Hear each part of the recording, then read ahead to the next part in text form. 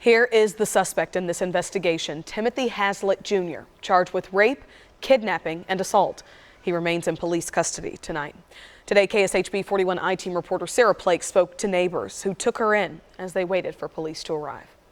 The house is right behind that red work truck. We were able to talk to neighbors today who told us that in just the short interaction they had with this young woman, she told them she escaped from that house, ran down this hill, this is Don Shelton Boulevard, and started banging on doors trying to get help, and eventually someone took her in. It was just a whisper, Lisa Johnson says. She didn't have much of a voice, so it was more like a light help me than anything. A young woman almost crawling up Lisa's steps.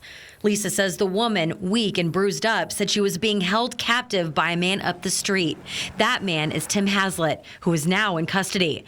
As Lisa went to grab the phone to call 911, the young woman started running next door. Frightened her. She told me if I called the cops that he'd kill us both. This was at 7:45 in the morning on Friday, when Sierra Tharp's grandmother was also at home, next door to Lisa. She heard a woman screaming and came knocking on the door. So she opened the door and the lady said, "You have to help me. I've been raped. I've been held captive." She's like, "You got to help me." Sierra's grandma let the woman in. She wrapped her in a blanket and gave her some food and water. My grandma could tell she was weak and she didn't have a whole lot of clothes on.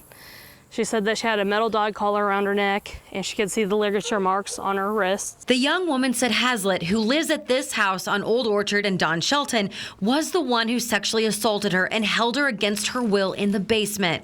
But that morning, she saw a window of opportunity. She said once he left, she just flung that door open, let his dog out, and she took off. Sierra says her grandma did the right thing. There's a possibility that my grandma probably got her just in time. Got her in the house just in time. Neighbors on Don Shelton say they never saw Hazlitt much and never had interactions with him. I seen him mark his child up and down the street once in a while, but that's about it. While they're still processing what happened, they want to know what police found in the house and if there are other victims. But above all, they hope for one thing. I just want to know she's getting the help that she needs. Sarah Plake, KSHB 41 News.